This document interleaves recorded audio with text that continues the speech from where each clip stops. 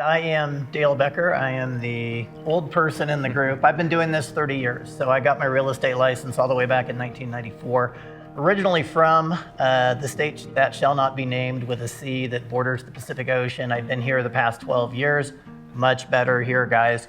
But I've helped over 500 clients during that time. And I really am privileged and honored to have been able to help so many people and be a part of this wonderful team.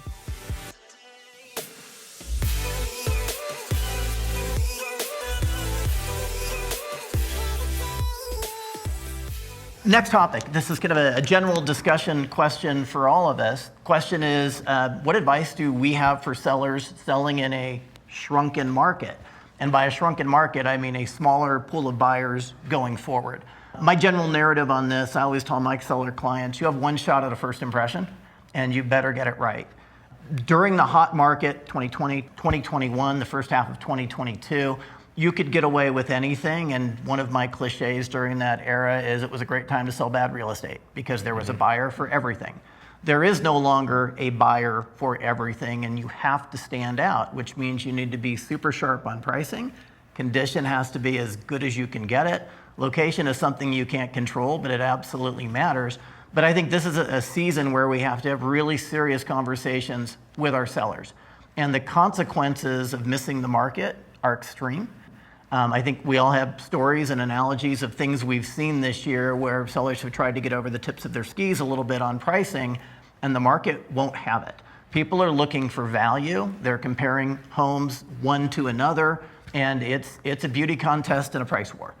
So I don't know what you're saying to your sellers, but to me, it's a very serious time, and it takes a very serious approach to getting a home sold. I think it's incredibly important for listing agents right now to be out physically looking at the competition, looking at other homes that are going on the market in neighborhoods where you have listings coming online, because the pictures lie, and you can't smell pictures. But there are different qualities of properties on the market, and in the hot market, you could throw anything up and the market would figure out what's the maximum somebody would pay for it, and it would just happen organically.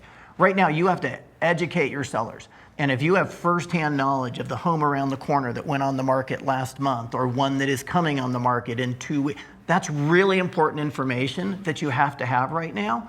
And the short version of this conversation is you can't suck at this anymore. This market allowed a lot of very sucky people to get away with bad habits for a long time. This is a market that's going to force you to develop or refine your best habits, or you're not going to survive it because it is a lot harder than it was in the past to sell a home.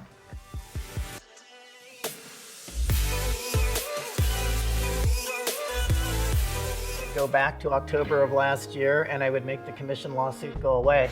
And I can't change that. I don't want to sound like sour grapes. It is what it is. We're all going to have to deal with it. But one of my great concerns here is my view of how a buyer functions in this environment has changed, because in the old world, a buyer's job was to figure out who the most competent person is you can hire to assist you with buying a home, and that was the conversation. Starting August 17th, for some buyers, the conversation is going to be who will do it for cheap. And as we're talking about here, that decision can lead to all kinds of catastrophe in the short run and the long run. And we can't fix that. We will adapt, we will function in the new world, whatever that looks like, but I really do feel like this is a lose-lose scenario for the market and for consumers, and we're just gonna have to make it work.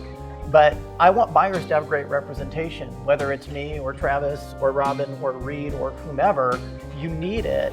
And one of the great tragedies of real estate for many buyers is they don't know what they don't know until it's too late. And I don't want my clients to ever have that experience, or for anyone to experience that, because it's not fun.